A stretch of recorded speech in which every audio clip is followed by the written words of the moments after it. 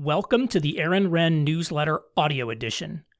To subscribe, and for more content, please visit aaronrenn.com. That's AARONRENN.com. Newsletter number 65, The Missing Heroic Feminine, originally published on June 13th, 2022. A couple of weeks ago, I shared a link to an article someone sent me in a new Substack called Kennaquhair. That's spelled Kennaquhair. It was a really thought-provoking piece on gender archetypes, specifically focusing on the idea of the heroic feminine and how this is underdeveloped in our society. I was able to get permission to repost it here, so I decided to interrupt my regularly scheduled newsletter in order to post it. Please consider subscribing to the Kennaquhair newsletter, which is free. I will put a link in the show notes. Please note, his description of Miriam draws heavily from extra-biblical rabbinic literature and is not intended to be a theological argument, but rather to illustrate a female archetype. There is a pervasive unease in the world, a lingering belief that we're blind to the truth, or it's being hidden from us, that there is a world unseen. This is an increasingly common theme in narrative art, whether it is the magical world of Harry Potter, invisible to mere muggles, or the nagging belief of Mr. Anderson that something is wrong with the world. The public is attracted to, even obsessed with this idea. Increasingly, this theme is extending beyond the narrative and is particularly potent in conspiracy theories. The latter can perhaps be explained away as the paranoia of addled malcontents, but what of the former? My proposition is that this feeling of unease is a genuine intimation of the truth. That we are in fact blind to a huge aspect of reality, but not due to a conspiracy against the public, but instead because we simply lack the language to articulate it, and that once we do, it will appear like magic.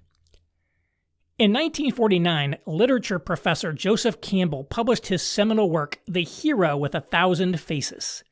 His thesis was that there existed a fundamental structure to the narrative stories that had endured across culture and time. This was the monomyth, which he termed the hero's journey. This concept was first developed seriously by the psychoanalyst Otto Rank and anthropologist Fitzroy Raglan, and Campbell himself drew heavily from Carl Jung and the folklorist Arnold van Gennep. This idea, in the hands of Campbell, proved immensely popular and was immediately influential in the future development of narrative stories. A criticism of the concept of the monomyth that has naturally emerged was the idea that men and women would engage in the same journey.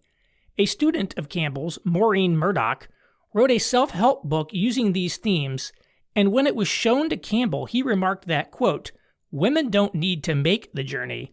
They are the place that everyone is trying to get to," unquote. While it is true that men historically have had a formal rite of passage, which is the ritualized expression of the hero's journey, and women do not, there is lingering credibility to Murdoch's question. How can there be a monomyth if women don't take part in it? Is there such a thing as the heroine's journey? And if so, why should we care? This is an attempt to answer those questions. In short, rather than a monomyth, there must be two central myths, one for men and one for women, and thus there is a corresponding heroine's journey. Finally, these narrative stories are not mere cultural relics of interest only to obscure academics. Rather, they serve as cognitive heuristics that help us understand and navigate a complex and ever-changing world. What we cannot name is the archetypical heroic feminine. Because we cannot name it, we're at least partially blind to the corresponding social and political structures that have emerged from it.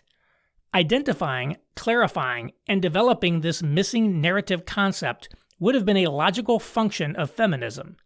However, due to its early Marxist influences, feminists largely ignored this in favor of rigid ideological interpretation. The consequences of this error are manifest in the antagonistic gender dynamic that has emerged to dominate the modern world. I intend to articulate what the heroic feminine is and illustrate some of the behaviors and structures that correspond to it, hopefully establishing a basis to make genuine social progress. Humans are natural storytellers. Our brains are so wired for narrative structure that storytelling is a central tradition in every human culture. We learn better when information is in narrative form, and we simply like them. The most popular stories are those of the archetype, which is the critical narrative abstraction. Human cognition is predicated on observation and abstraction, and we're particularly adept at pattern recognition, especially those patterns that correspond to success or failure. That's what an archetype is, the abstracted form of an observed successful or disastrous pattern of behavior. Archetypal stories are distilled and refined, often over centuries or millennia, such that they're intensely information-dense.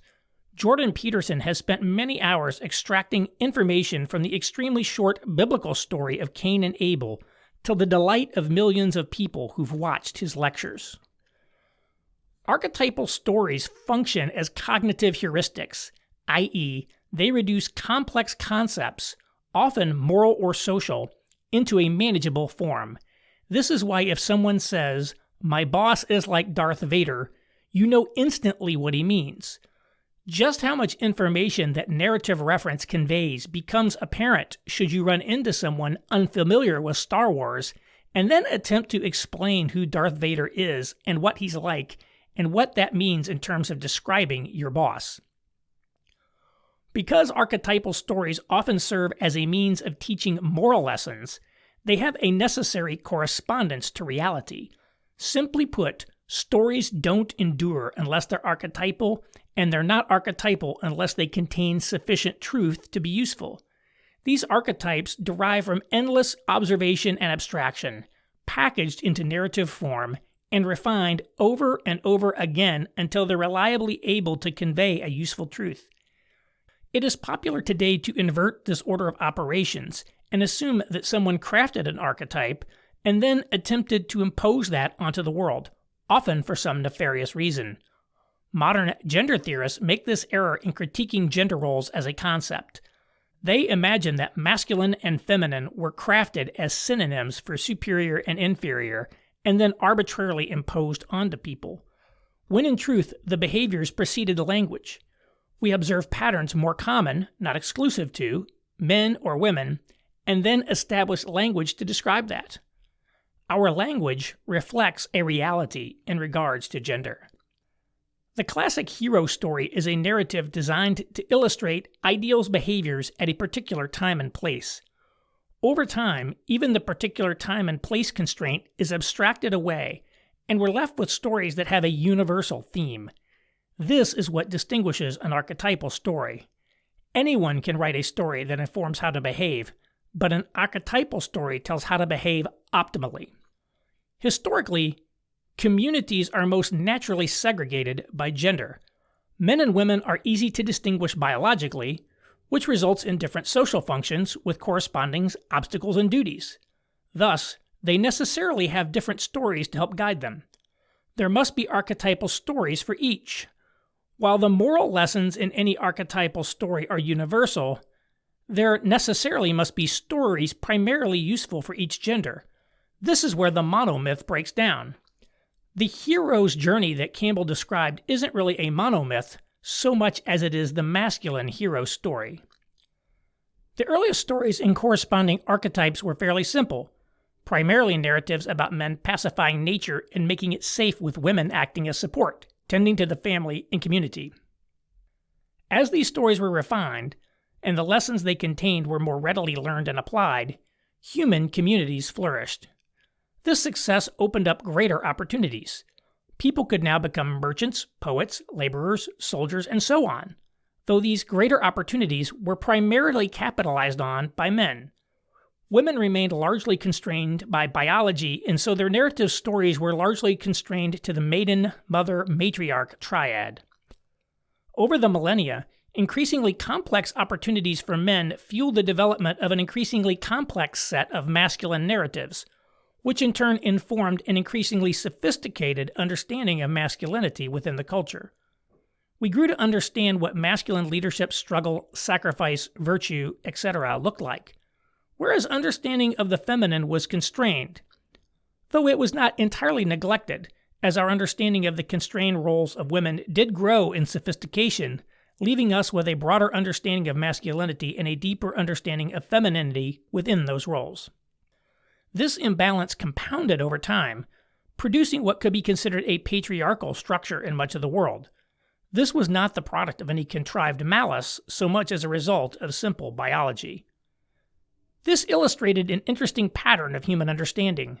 Modern minds often think that our comprehension of the world comes from rigorous scientific evaluation, but it is instead the product of a much more organic process.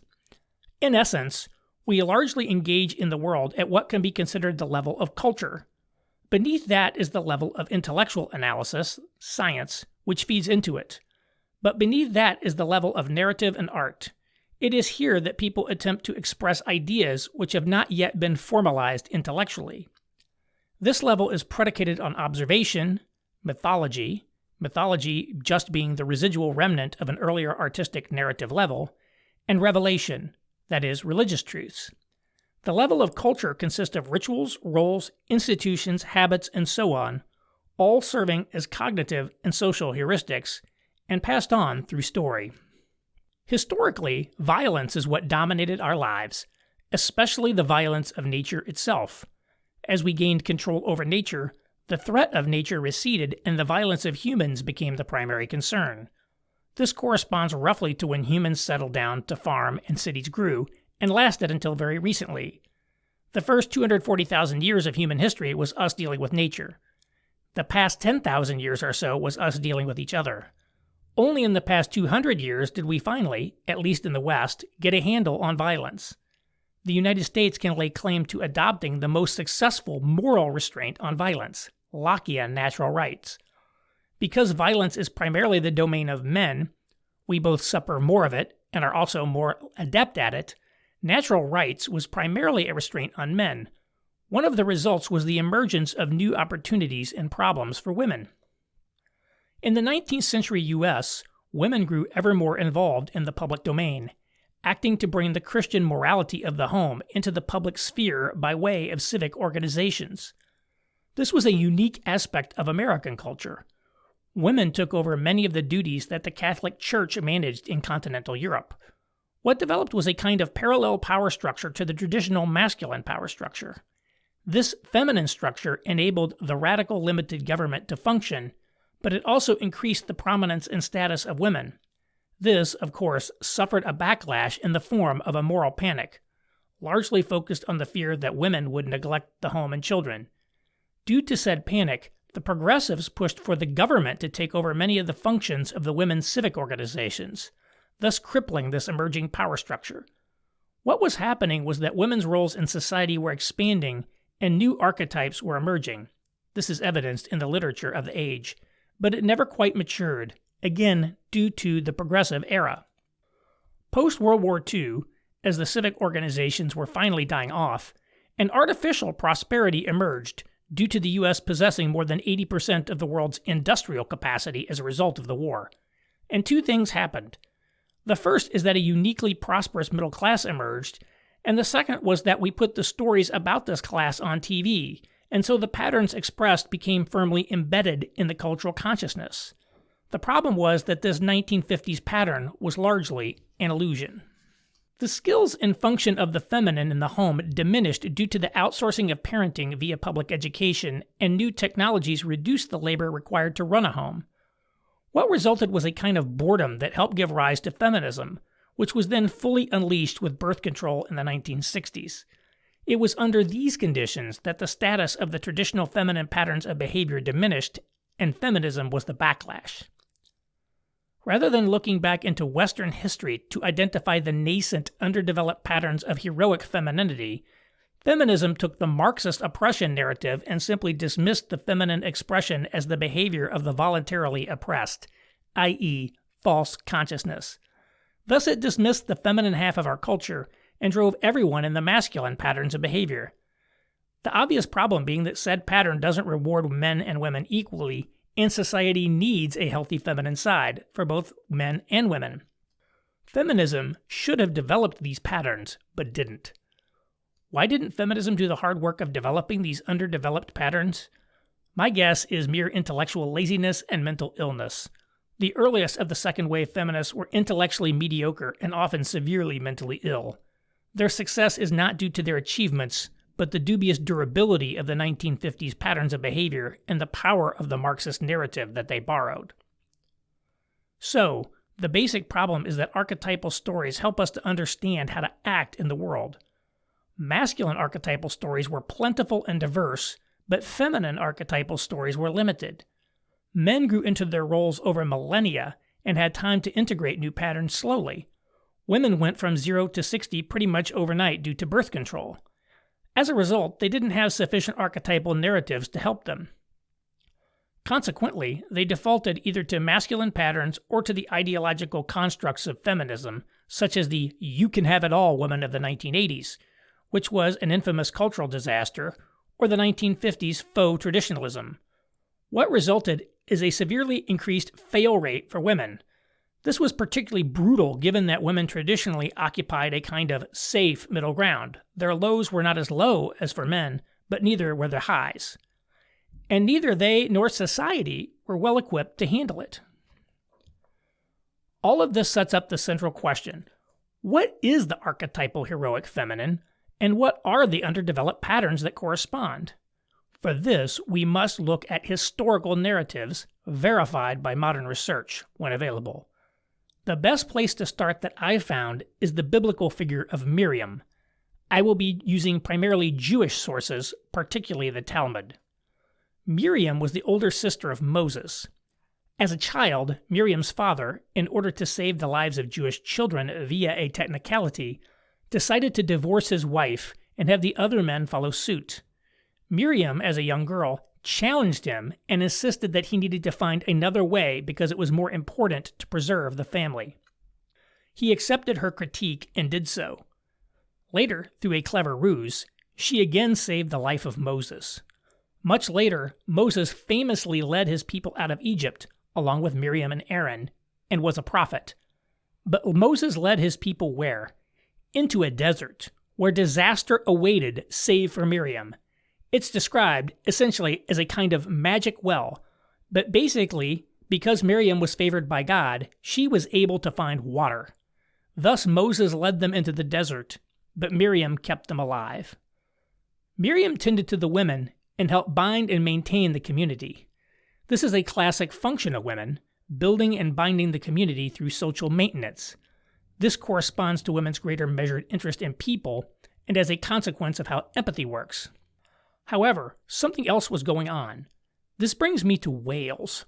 Pilot and orca whales are the only species other than humans that go through menopause. The question is why?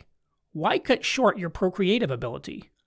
Well, the evidence suggests that it's to ensure multi-generational success. It is not merely the idea of having fewer children and caring for them more. Rather, it is that the postmenopausal female represents a new biological category and corresponding function, the store of knowledge and bulwark against disaster. In normal times, there's no difference in the survival rate of pods with or without postmenopausal females, matriarchs, but during times of disaster, such as a change in food supplies, the pods with matriarchs perform much better. It would appear that the older female retains pertinent knowledge of alternative food supplies or similar. Interestingly, what limited research exists has found some similar outcomes in humans. Extended families with involved matriarchs have better multi-generational outcomes than those without. There is also speculative but incomplete research that suggests that matriarchal women have a similar effect on business and other organizations. This would be an immensely valuable area for social scientists to research. And so Miriam's well is symbolic of her archetypal heroic feminine role as a store of wisdom and bulwark against disaster. This also, perhaps, relates to female cognitive differences in problem solving. In short, women's ability to solve problems looks a bit logarithmic over time, whereas men's looks more linear. Over a long enough period of time, which generally requires obsessive focus, there's evidence to suggest that male outlier performance doesn't correspond to mental horsepower so much as obsessiveness, men tend to outperform women. But over a shorter duration, women are staggeringly more accurate. This has been speculated as being the reason for the notion of women's intuition. Miriam is a store of wisdom and bulwark against disaster, but she also tends to the women of her community and ministers to them. She is engaging in the more feminine behavior of building and binding communities. This last function is one of the core functions of social morality. See Jonathan Haidt, Morality Builds and Binds. Thus, the feminine embodies one of the pragmatic purposes of morality, to build and bind communities. Later, when Moses took, and later divorced, it's unclear, a Cushite wife, Miriam criticized him indirectly with Aaron, and was punished for it by God. But why? Some speculate that it is racist, but this is a modern coloring because Cushite means a wider range of things than a mere ethnic identifier. Some also speculate that it was a status issue, and maybe that's sound, but I have another idea. I think God punished Miriam because she failed to challenge Moses directly. Every other time Miriam challenged the masculine figure, she did so directly. This time she went through an indirect manner. Now, research on women's aggression shows that they use innuendo, gossip, and character assassination. I think Miriam was expressing a classic feminine vice and was punished for it. You see this archetypal pattern in a male, but still feminine, figure of Neville Longbottom in the first Harry Potter book when he challenges the heroic three and they blow him off. Later, Dumbledore notes that it takes courage to challenge your enemies, but great courage to challenge your friends. He is acting out a heroic feminine. Miriam faltered in this moment by failing to challenge the masculine hero directly as she had so many times before. God punishes Miriam's transgression with leprosy, and so she is removed from the tribe, but they don't leave her as they would another. Because she is so revered and honored, the Jews wait. They wait with her for 2 weeks until Moses gets God to forgive her. This sets up a very interesting event when Miriam dies, though not by external causes, as she was so holy, but is instead called to heaven. Upon her death, the Bible says, "And then there was no more water." This is a key phrase, because a 2-week delay isn't a big deal unless you're in a desert without water. Thus, Miriam's mistake cost the community primarily and expresses one of the defining concepts of heroic femininity, the relationship its actions have on the community. When a hero goes to slay the dragon and he wanders into the cave, what is usually scattered on the ground? The bones of previous heroes. When a masculine hero fails, the consequence is usually death. He suffers directly and primarily. Perhaps then the dragon will go back to eating the occasional villager, but the community suffers secondarily. The dragon doesn't eat them all. When the feminine hero fails, she suffers secondarily, a couple of weeks with leprosy, whereas the community suffers primarily, 2 weeks in the desert without water. We can consider this more clearly with procreation. A society could, and has, functioned well even if 90% of the men refuse or are unable to procreate. But if 90% of women refuse or are unable to procreate, the society will collapse. The particular example of infertility has shown up in numerous films, but the cause is usually neglected. These stories are incomplete as they fail to illustrate the idea that feminine choice has greater multi-generational efficacy than masculine.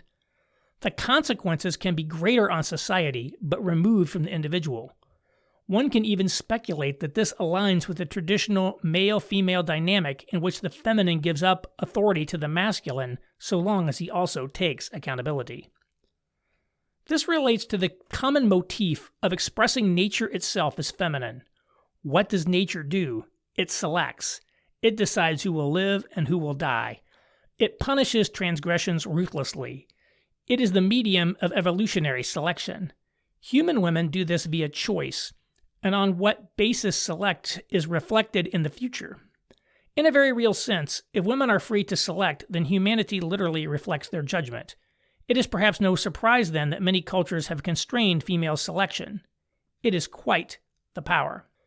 And so we have the critical attributes of the archetypal heroic feminine. 1. The hero challenges the external threat, and the heroine challenges the hero. The inverse of that is a figure we're all familiar with, namely Lady Macbeth, who rather than challenging the hero to virtue, goads him into evil. 2. The heroine is a bulwark against disaster and a store of wisdom. 3. When the hero fails, the consequence is largely on him, i.e. he dies. The community also suffers, but secondarily. The heroine is the inverse. When the heroine fails, the community suffers primarily. 4. The heroine binds and builds the community. See Jonathan Haidt's argument that morality binds and builds. Also, Carol Gilligan's proposition that feminine morality is more akin to a web of interconnectivity. 5. The feminine selects. It acts as moral judge, the essence of nature. This is seen most widely through the personification of nature and natural forces as feminine. The Greek mythological figures Nemesis, the Fates, Sirens are particularly prominent, but this is likely the most universal and widespread idea regarding femininity. It is true that men and women both possess a masculine and feminine quality, though men tend towards being more masculine and women more feminine. This is, of course, definitional. Today, we aggressively encourage women into masculine patterns of behavior, and some are well suited to it, but most are not, and this is causing great tension. Of late, we've also increasingly pressured men into more feminine patterns, but because those patterns are less well understood, this is even more destructive. Without a proper understanding of femininity, its role in society, and the institutions and structures that emerge from it, we're creating cultural chaos. We're driving women into patterns of behavior that are reliably making them miserable and chaotic. See the increasing celebration of girl as disaster, as if that is something to be proud of. But we're also driving men into patterns that are ill-defined and equally poorly suited to most of them. Consider Queen Elizabeth. She was a famed and effective leader, but was she a feminine leader or merely a woman acting out a masculine pattern? What does feminine leadership look like as distinct from masculine? What would corresponding cultural and political structures look like? What could society look like if femininity is fully developed to complement masculinity? These are questions that are not asked today but are critical to solving our current tensions. In conclusion, I want to present some other examples of these heroic feminine patterns. 1. The biblical Talmudic Miriam. 2. Elizabeth Bennet from Pride and Prejudice. In this story, Mr. Darcy asks her to marry her and she refuses brutally and offers up her judgment of him. In response, he does something critical. He takes her judgment seriously. He doesn't disregard it, nor does he subordinate himself to it. Rather, he rejects where he thinks she was wrong and improves where he thinks she was right. However, he does this without expectation. He does not continue his pursuit of her. He only does so when evidence comes to him that she may have changed her mind. Not only is Elizabeth Bennet acting as a moral judge, but their negotiated process is a good illustration of how men and women, masculine and feminine, relate. 3. Neville Longbottom in the first Harry Potter book, when he challenges the heroes at the end and how this action is rewarded. 4. Louise Banks from Arrival. She challenges the masculine authority, and in a masculine film, she'd play second fiddle to Forrest Whitaker's more traditional masculine lead. She engages in the very traditional heroic feminine behavior of having a child, even though she knows the child will suffer. She also acts as a bulwark against disaster, a store of wisdom. She learns the language and is herself a specialist in the critical skill, and if she were to fail, the consequences would be minor on her, but severe for the alien race. 5. Ripley from the Alien series. In the first story, she's acting out a very curious feminine role, specifically what happens when positive masculinity collapses. The men go out into the unknown, and instead of bringing back treasure for the community, they bring back a monster which devours them, leaving her effectively alone. Thus her home suddenly becomes unsafe as there's no masculine to protect it. She must take on the masculine simultaneously with the feminine. This is shown by her carrying her cat. And the burden of that dual role is what makes the film a horror movie. She's constantly terrified in what should be her safe home, and she must struggle merely to survive and flee. However, in the second film, her role changes. During her long cryosleep, she misses her daughter's entire life. This is a core plot point to explain why she latches onto the child Newt. When the girl is taken, Ripley responds not as she did in the first film, where she was struggling merely to survive and was in fear. Rather, she dives right into far greater danger and confrontation in order to save her proxy daughter. She is not masculine at all in the second film. Rather, she is a mama bear, the most vicious of the feminine heroic expressions. A near-perfect expression of how empathy works, i.e., categorizing the world as children versus threats to children.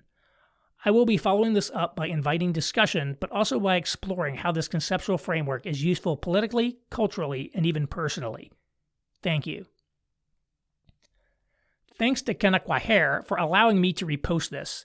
He also put up a follow-up post asking what the world could look like if we better understood femininity. Please check it out, and please consider subscribing to his site. We'll see where he continues to take his work.